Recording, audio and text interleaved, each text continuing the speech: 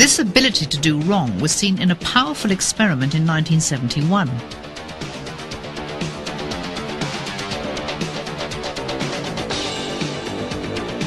"24 ordinary 19-year-old student volunteers were arrested and imprisoned in the basement of Stanford University by Professor Philip Zimbardo." This is our Stanford prison.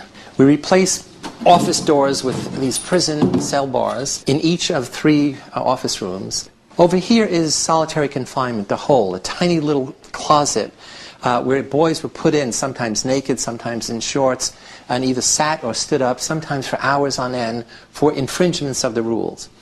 Over here is where they ate, on a small table, so they could be under the surveillance of the guards, and other inmates could be watching while students in the privileged cell ate and when they didn't.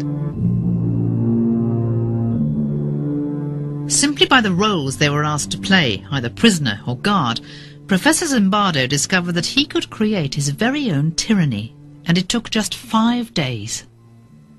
On day 1, these groups had everything in common. They were identical. It was just by a flip of the coin that they were guards or prisoners. Within a matter of a few days, there was nothing similar about them.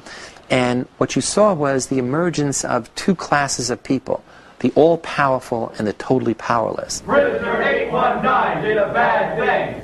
Prisoner 819 did a bad thing. The brutality of the superior over the inferior group soon took hold. Remember, this was meant to be role play. What we're seeing is the final step on the road to tyranny. You can give me the blankets and sleep on the bare mattress, or you can keep your blankets and 416 will stay in another day. Now what would it be?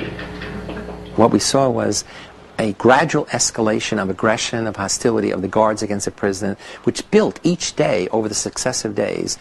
Not only was it physical aggression, hitting the prisoners, there was verbal aggression, abusing them.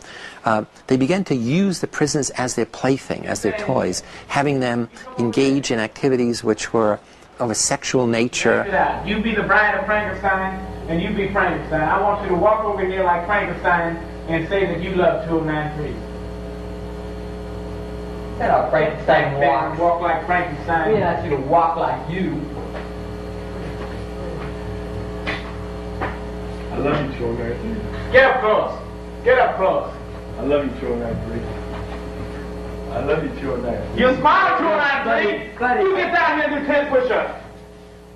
2, 3, 4. Even I, an experienced experimenter, a liberal person, got caught up in this crucible of human nature, not as a prison psychologist, not as an experimenter, but as a prison superintendent. And so these bizarre things began to seem normal. Smoking is a privilege.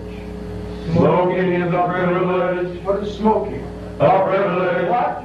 A privilege. The guards became increasingly sadistic, particularly at night when they thought the cameras were off.